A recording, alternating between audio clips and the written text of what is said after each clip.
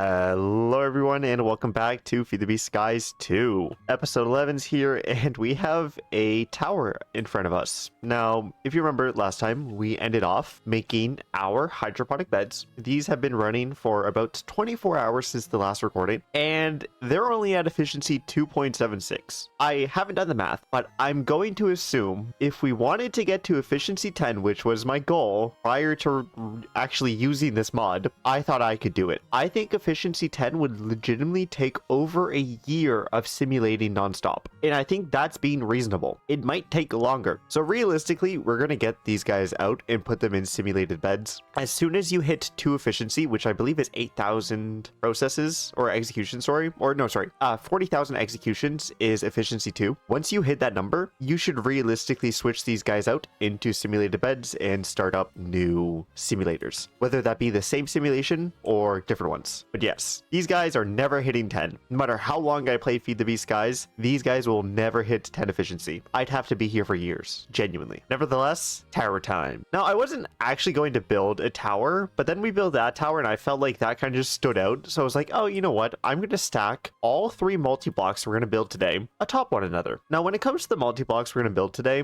we're going all out. We are going for the max size, max computing power, max everything for AE2. I'm going to preface this entire video and say I do not recommend this. No matter what stage of game you are in, if you do not have an AE2 setup or an RS2, which I don't recommend using in this mod pack, by the way, don't use refined storage. There's currently a lot of bugs with the mod, but I do not recommend trying to do this without a proper Applied Energistics auto crafting setup in place. Even just basic 256 cores, like crafting storages and some molecular assemblers, as long as you have the basics down for AE2 auto crafting, then you can jump into this. What I'm doing is I am crafting all of this manually. Now, one of these, don't get me wrong, this is simply where we have the stonework patterns. This is just going to be a controller, so it's like 60 some odd controller blocks. I have the number somewhere on my computer, but yeah, so these are just controller blocks. So this one's not bad. This is a very easy craft. This one is going to be the quantum computer, and we already have a quantum computer core. You may be wondering, well, how did you get that? We have, unfortunately or fortunately, depending on how you look at it, played for 100 hours. So we were able to collect a legendary crate, and you can choose what you want from this crate. I chose to get the quantum computer core, as I think that is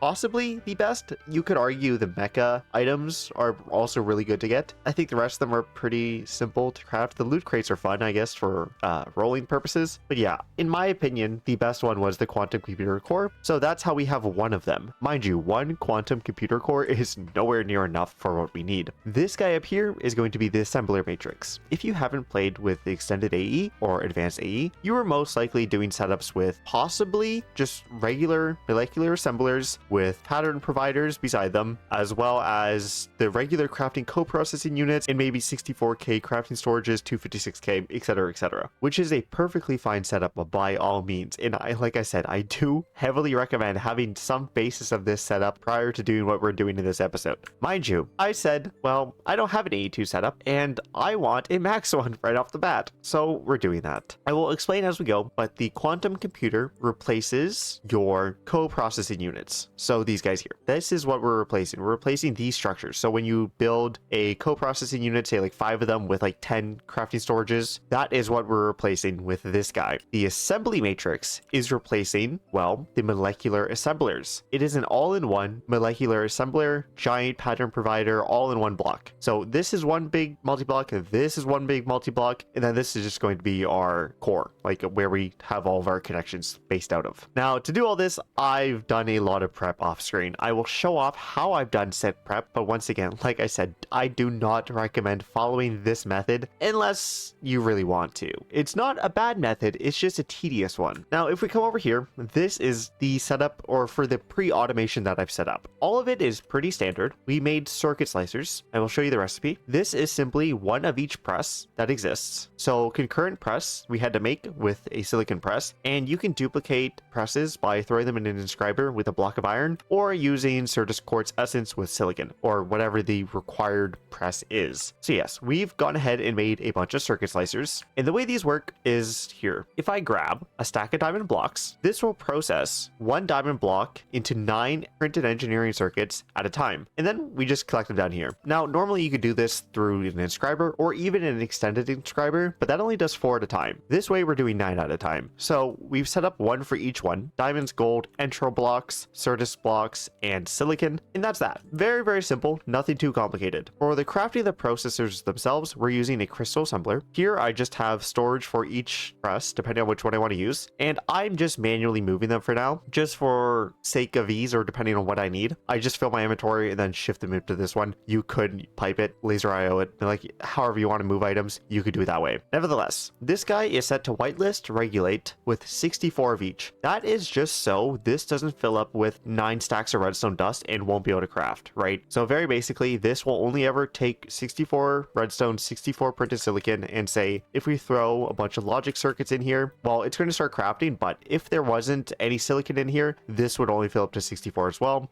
These are just entangled to our printed silicon down here, and the redstone by our gears, and it's just getting water from a tank. Or sorry, this water's different. This is for the reaction chamber, in which we craft entro infused ingots in, so that's just entro dust, gold, and lapis. Anyways, those are the ingots. Those are the ingots that we just have them crafted here. But yes, for the crystal assembler, as you see, I take those 6 out, it fills up to 64, right? It's very, very useful. Now, those are all the processors we've crafted so far, and you may think to yourself, well, that seems a bit excess. I will say, just for the top 2 multi-blocks, this isn't including the controllers we have to build at all, but the controllers are really simple to build. Those are just standard AE2. We need 224 quantum processors, which aren't included here. We got to make those in a second. 7,258 calculation processors, so these guys right here, the 13.7s. We need 13.9 thousand logic processors, so we had 5,000 extra, or less than 5,000 extra, and we're probably going to use those anyways. We need 172 engineering processors. We have 5.4 thousand, but once again, these guys are used for a lot of things, so I don't mind. And then finally, 566 concurrent processors. Once again, I made more than I need, but it's because we have the entro seed, so we had a lot of entro be able to made, and while silicon and redstone are the least of our concerns. So yeah, that's how many processors we have, and it's a pretty simple setup overall. So from the silicon down to here, and then I guess these top pieces right here, that is our scuffed circuit automator. It's not the best, but it's also definitely not the worst. It's a great way to get circuits early game, especially pre-AE2, and even post-AE2, you can hook these up to stock limits and say, oh, I want to keep X amount of each one of these in stock. Mind you, you'd probably have your own crystal assembler per single one, but nevertheless, very, very good setup if you want to follow along in my craziness. Now, matter balls and singularities. These are 3 framed fluid drawers, all with water generator upgrades. So each one of these are generating 6,000 millibuckets per tick, which means we're having 18,000 millibuckets of water per tick going into this matter condenser. Simply put, a 1K ME storage component in here to condense matter into balls, and well, we're making about, I'd say, 5 matter balls per second approximately. It's not the best number. You can definitely expand on this. I just had no need because I was leaving this overnight before recording this episode, and as you see, we have 14.1 thousand singularities. These matter balls get pushed into this reaction chamber, and with lava, which is coming from dripping upgrades, so we have 3 of these with dripping upgrades. Once this fills up to 64 in a single slot, sometimes it just overfills, but it's not that big of a deal. This gets processed into a singularity. Very, very simple. So it goes from here with water to this. This is pushed in, and then this is auto exported top. Very simple. Singularities right there. It's pretty simple to set up, and once again, this is a setup that will last you into AE2 itself. You don't need to automate it. You can simply use barrels like this and have like a limit upgrade or a stock upgrade and say, I want this exact amount, and then it could stop after a while. But also, there's no reason to not have this go infinitely because it's free. Like we're not using a single resource in this entire chain. You have to build the structure, then leave it. Now, for the shattered singularity, we have, once again, item transport upgrades with limiters. So 64 skystone, 64 underdust, 64 singularities going in with lava, and crafting shattered singularities. Now, these are used in all of the quantum components for advanced AE. Extended AE provides the assembler. Advanced AE provides the quantum computer. So this different mod than this. So they don't use the same blocks. So this is entro based, based. This is very much singularity based up here. Now, these guys are used in almost all of the recipes, and you need a lot of them. The exact number is 1978, I believe. Don't fully quote me on that, but I had it somewhere. I just can't find the number right now, but I believe it's over 1900. So we have 1500 here, which doesn't seem like enough, but what we do have is an inscriber going into a reaction chamber with, once again, water, and this guy made us some quantum infusion. Quantum infusion is used with copper ingots, the shattered singularities again, as well as singularities to make quantum alloy, and we need 256 quantum alloy for this quantum computer setup. So yeah, this is all of the pre-automation I set up for this episode specifically, and I'm going to repeat it again. I do not recommend doing this yourself. I recommend doing a basic AE2 setup and automating it all through a crafting computer, and you don't have to do a single thing and just let your computer craft it. It may take an hour to craft everything needed, but you won't have to do it manually. I'm doing it all manually, and let me tell you, it's a lot of stuff. Now, I have prepared most of it. Like, we've done all of our quartz glass, we've done all the quartz, we have everything in our system we're going to need. I have all of the processors linked into the system with the linking tool, and yeah, we're fine, but it did take me a few hours to get everything up here prepared, and then, like I said, leaving this overnight to fill up all the resources and get all these singularities prepared. So it's a long haul, so don't recommend doing this for the 9th time. Now, the first thing we'll start with is actually using this quantum infusion to make said quantum ingots, or quantum alloy, I guess, and that's simply done in a reaction chamber. So it's fun. We're just going to take this guy and fill it up. Now, if we use some very basic thing like this and just push it to the side like so, once again, like I said, this is not the best method to do stuff like this, but it is the method we're going to be using. I did not need all of them in there, by the way. So I will say this is very power intensive, by the way. I forgot to mention this before, but this is a very power intensive process. This guy alone, just to make the quantum alloy, is using 100,000 FE per tick. These reaction chambers here, well, they're not currently working, but they do each time they do work. I think they use, oh, we missed it, 500,000 FE per tick per process. And then this guy back here, it's, once again, it's currently idle, but each one of these use a decent amount of energy, especially the reaction chambers. So be prepared to have a lot of energy before moving into this at all, which we do have with our nitros, obviously. But yeah, all of our quantum alloy ingots are being made here, and that should be, well, they're already done. Look at that, 264. That's more than I believe we need, but it is good to have some extra just in case there's something else you have to do with them. So once again, that was very simple. We just added our 3 ingredients and, well, done. Now, with said quantum ingots, I'm not sure why I put them in my system, but we need 3.5 stacks exactly for this, 224 processors, and each one of these needs an inscriber quantum press, which we have not made. So that is an engineering press as well as a logic press on a shattered singularity in an inscriber. So once again, you can just duplicate these very easily, like so. And it's just good to always have backups. And if you ever run out, the wandering trader gives you one. There we go. Quantum press acquired. Now we're going to use the inscriber for now for this. It's not that big of a deal. Now, luckily, these can also be made in the crystal assembler with this similar setup. So all we're going to do is just chuck them into here. Here, we'll demonstrate this. And we just throw them in and they'll make the quantum processors. So I'm not too worried about speed limits on these. But yes, it would be much faster to actually just do this. I'm going to be honest. If we just throw 12 in here, see, it's already done. Much faster. I'm not sure why I didn't do it that way first to begin with. Perfect. So we have all of the quantum processors we need, I believe. I could be wrong about that, but I'm pretty sure that's all we need. We'll see though. Now, it is crafting time. This is super boring, so I'm not going to include most of it. We might do a little montage, who knows? But yes, it's crafting time, and it is a lot of crafting. I need to say this again, do not recommend doing it this way. It is so much easier to autocraft. But let's start crafting. Okay, first craft done. It's assembling time. Now, once again, I don't actually have an AE2 system to hook this up to, so it's just going to sit here. But the basic structure of this guy is, I don't know why I'm not doing this with a building stick. Now, the structure of this guy is pretty simple. You're allowed to have one quantum data entangler, you're allowed to have one computer multi-threader, and you're allowed to have as many quantum computer storages as you want, realistically. We're only going to use the one. You could use 2, you could use 4. You don't need to. I can guarantee you that for this pack, you do not need to, but you could if you would like to.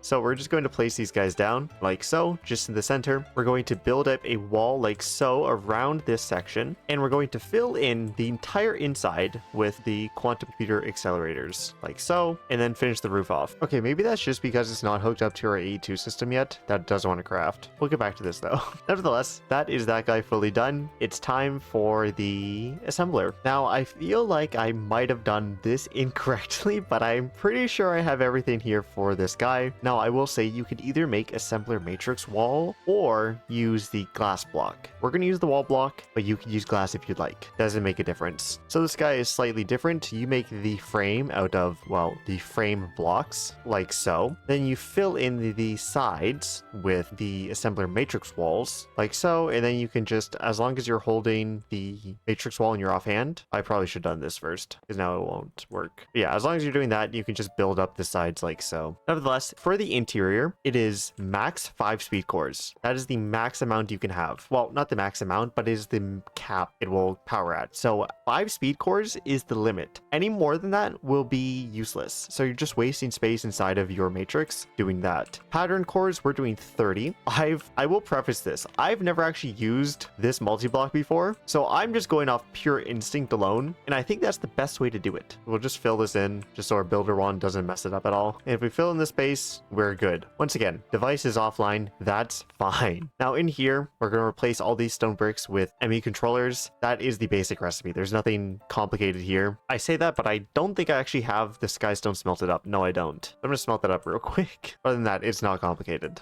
And we need 68 of them, I believe. There we go. Now we have 68 controllers. Now you could go ahead and get yourself the AE2 blackout mod. If I find this too bright, I might go do that myself. And all that does is replaces all of the basic Applied Energistics textures with a darker version. So it is a little easier on the eyes, especially if you're in a dark room or gaming at night. It is just easier on the eyes. And some people might just prefer the look of it. So just to let people know that is a thing. And yeah, that's our ME controller set up. And now I will say, if you weren't aware, each ME controller normally has 32 channels on any given side. In this pack, it is 4 times that. If we place down a Fluix ME dense smart cable on the edge here, you will see this now has 128 channels versus the normal 32. So it is 4x. That means we can take out 128 channels from each open face of this block. That is more than you will ever need for this pack specifically. I don't care if you are doing the biggest Applied Energistics setup possible, you will never need that many channels. And this is without P2P. With P2P tunneling, it is absurd how large you can get into your channel growth. But yes, it is quite nice how many channels you can get in this pack. So let's go ahead and power this thing. We're going to use a basic flux point, not a flux plug, and we will unlimit it. And if we power it up, we're good to go. And we have our giant controller. Now I did do glass on the top and bottom just so we can see the blocks, just because I think they're one of the coolest blocks possible in the game. And yeah, this is our AE2 tower. I say that, but it's not fully connected yet. So if we just break in here, it is very easy. We have full access. And we'll take that Fluix smart cable and connect it, which it's not connecting. Give me a second. Now I figured the issue was very minor, and indeed it was. I messed up my calculations ever so slightly. We need 2 more accelerators and 2 more computer structures, like so. Once again, these guys are very easy to craft, so it's not that big of a deal, well, comparatively to everything else, as long as we have it all automated. But yes, now the structure is formed. I'm going to double check this one as well. Okay, this one looks fine. It looks like a multi-block, so it should be fine by all means. Now, if I take that Fluix cable, aha, we are now connected. Fill that back in and fill the top in. And technically these only use 1 channel, so I should play. Oh no, I can't. Okay, wait a minute. I'm just going to double check this structure. Okay, it seems fine. Okay, it seems fine on all sides. I'm not noticing any discrepancies. Looks good. But yeah, I'm pretty sure we do need a dense cable for that. And now, like I've stated, I've never actually used the matrix itself, so it is new to me specifically. But if I grab a Fluix dense cable, should I not be able to connect it like so? No, you cannot. Okay, that is new. Can I not connect it in general? Okay, I'm gonna go into the quest book real quick. Aha, we were missing one. I mean, this always happens. We were just missing a single thing. Oh wait, no we weren't. Wait, were we? Was it possibly just in the incorrect spot? You know what, we're just gonna rebuild it from scratch, like so. It can't hurt, because yes, this should, by all means, be fully functional, as far as I can tell. Okay, and then we'll fill this in with pattern cores, which once again, we have 30 of. I don't think we will need more patterns than that. If we do, we can always just come in and add some more in post. But yeah, that is that. Then I can fill it in with structure. Huh, I'm almost positive this should work. Oh, now it works. Okay, I mean,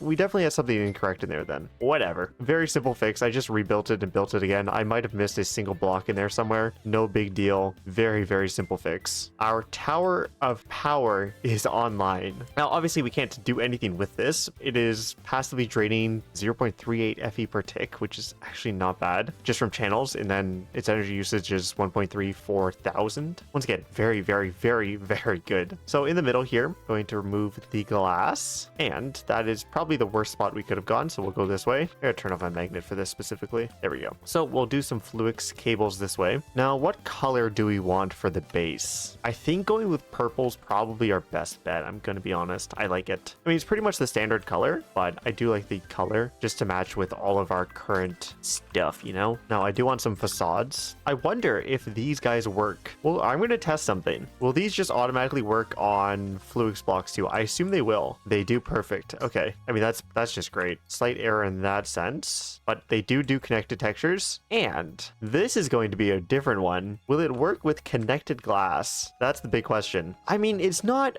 bad necessarily. It's not perfect, but I wasn't expecting perfect having glass on the ground there. We might replace the inner circle with something else just because it is kind of ugly, but it's not bad. Genuinely not bad. Now, the way we want to do this is a bit of excess, but we're going to want 3 panels, and that's pretty standard, I'd say. I don't think that's too crazy. Whoops, I did not mean to stack craft that. Oopsie daisy. There we go. Like I said, excess. This is excess, but we're going to do pattern terminal. We're going to do pattern encoding terminal, or sorry, pattern access. Pattern access top, pattern encoding here. And I'm just going to do this on each side. And once again, these do have 32 channels, so we're fine to do this. Crafting, encoding, access. Is that what I'm doing? Okay, yeah. And like I said, very much excess, but it is so we can access it from all sides, and we are shrunk right now, so it looks a little weird. But if we go back to normal height, we can access our system here. Now, what's really great is we can make the patterns here, and then we have access to our entire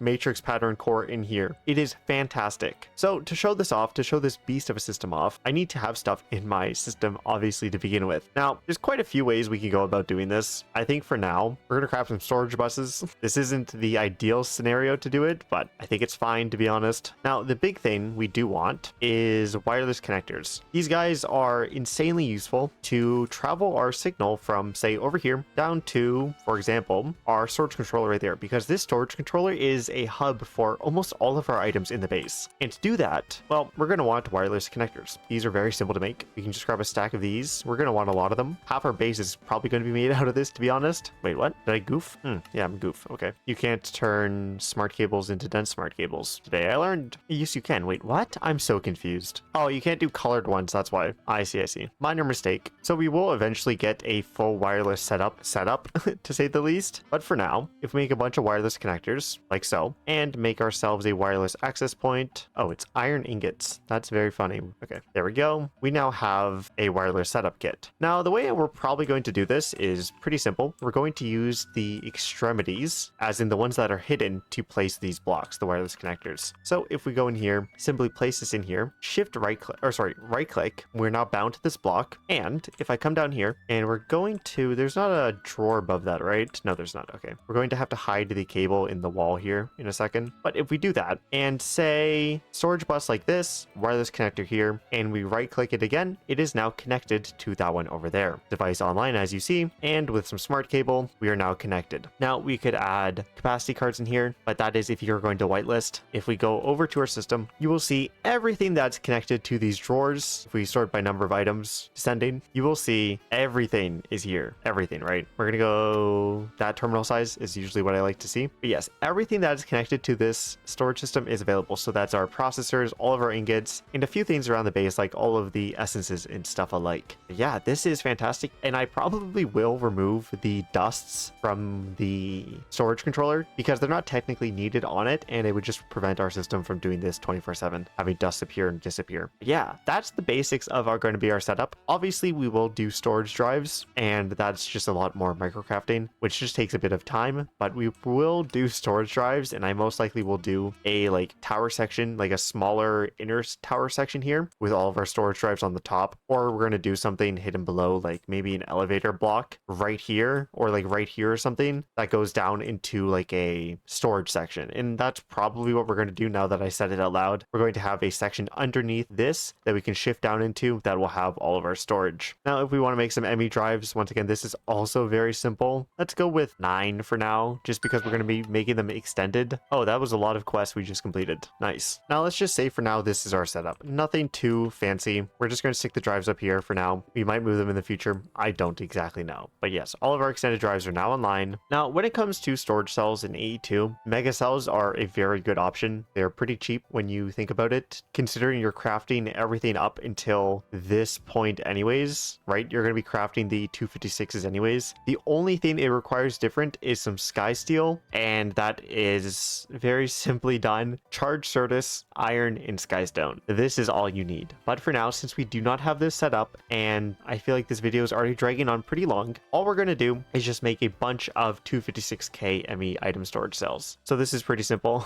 It's just a lot of microcrafting. So with these guys up here, once again, very simple, nothing complicated here. We're just going to chuck one full extended drive worth of drives in, and each drive, as you see, holds 20. And yeah, we're good to go. That was a lot of logic processors, by the way, but that's pretty much all the cost and I guess some calculations. But that does give us a, what's that? 1260 items that we can store in our system now. So if I wanted to come over here and say import all of this in, I could do it manually. That would be very simple. Or sorry, it would be tedious, but it is doable. However, especially when it comes to our vaults here, we're going to use import upgrades because otherwise we would be there for hours trying to do it manually. Now, one thing I want to come and do with this storage bus is I want to set the priority. The insertion priority is going to be first. So basically, I want anything I take from my vaults and stuff like that to filter into here if possible. That is all I want, because I do have some like copper ingots and stuff like that probably left over in the vaults, and I'd rather not double up on storage if possible. So like anything from here, you know what, we're just going to test this out. I'm just going to throw the important stuff in my backpack for now, like so. And you know what, honestly, I could hotkey this. I can throw this in here and use the hotkey. So we're just going to do this for an example. If I come over here and throw this in like this, we are now using the drives, very basically. And we can just keep doing this and chucking stuff in. Very simple. But what's a lot easier is making a wireless terminal. So we can also chuck this in our curio slot, and now we can access our terminal. However, it's not linked, so we do actually have to link that. I mean, I was just simply having a major brain fart. All you have to do is put it in the wireless access point. I was thinking of old AE2 where we had security terminals, and I was trying to find a security terminal in the thing. But yes, this is very fine. This is 16 meters. We can upgrade it with wireless boosters, but we can also make a quantum card, a quantum bridge card. You make 2 of these, throw one inside of a quantum ring, throw the other one inside of your pattern access terminal run key. This one, all you do is throw a quantum ring right here and you're fine. So you throw a quantum bridge card in one, throw a quantum bridge card inside of another, and then you have wireless access through any dimension. But for now, what we're going to do is make some wireless boosters. I just got to remember what hotkey is which one. But yes, there we go. We now have 528 meters, which covers our entire base from center to center, so I'm not too concerned. Nevertheless, like I said, we're going to come over here where you will clean out a lot of this stuff eventually. Don't get me wrong here.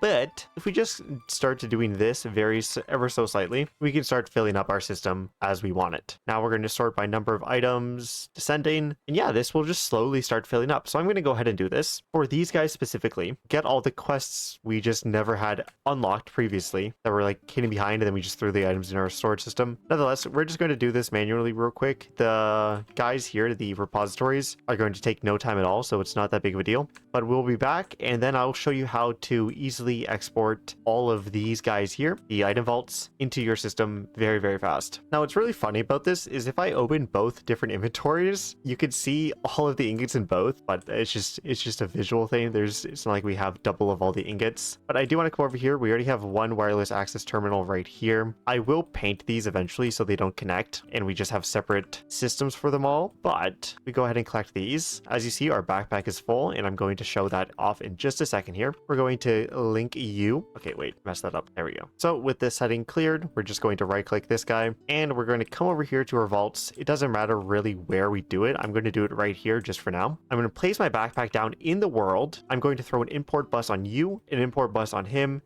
this guy, and this guy. Very simple. 4 import buses. I guess we could have probably done them closer. It's whatever. I'm not going to break it just in case, because if I hit this and it breaks the item vault, items go everywhere, we lose half our inventory, and it's just not an ideal situation. But what we will do is grab some smart cables, connect everything like so, and all we have to do is right click on here. Now it's connected. We'll hit it with that, and all of these will start exporting into our system, or importing into our system, depending on how you look at it. But that's really slow. So throw 4 acceleration cards in at a time, not filtered. You don't want to double click them, otherwise it tries to filter only to bring acceleration cards in. And these vaults are slowly emptying, and this should be filling up. Oh, we're already maxed. Okay, we already have maxed item uniqueness, so we're gonna have to craft some more things, but that's not that big of a deal. All we have to do is craft a bunch more printed logic processors, because that is our biggest hold still at the moment. These guys craft up pretty fast, so I'm not too worried. And once again, we will automate all of this. I will probably keep a very similar setup with each one like this and just use stock upgrades, but that'll be for a later episode. Not too concerned about doing that at the moment. I do have to be careful because this is actually using or actively filling our system back up. 4 more drives should be good to start, I believe. Oh, no, it already filled them up. Okay, we have a lot of items, to say the least. Yeah, we have a lot of items. A lot of unnecessary items probably too. I'm going to check the results on these guys. Okay, that one's emptying pretty fast. That one's completely empty, which is good. This one still has a decent amount of stuff, it seems. It might have been emptied. And that one has a single painting. You know what? Every single one of these are emptied except one. Oh no, this one still has a lot of stuff in it. Okay, for some reason that wasn't showing earlier, but realistically, we only need like 2 more cells, and that is just basically waiting for these guys to fully craft up. We really need like 2 more 64K drives to store all of our junk.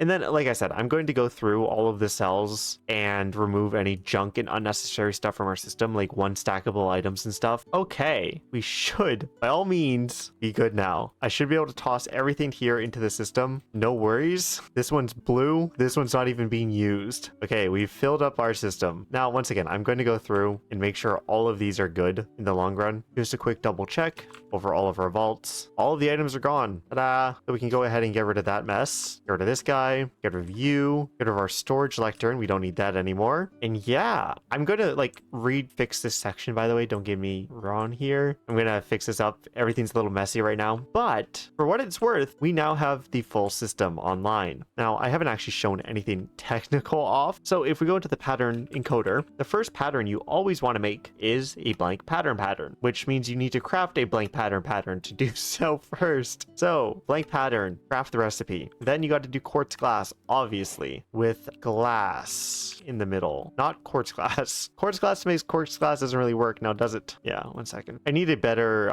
smelting setup as well. That's the wrong guy to do that in.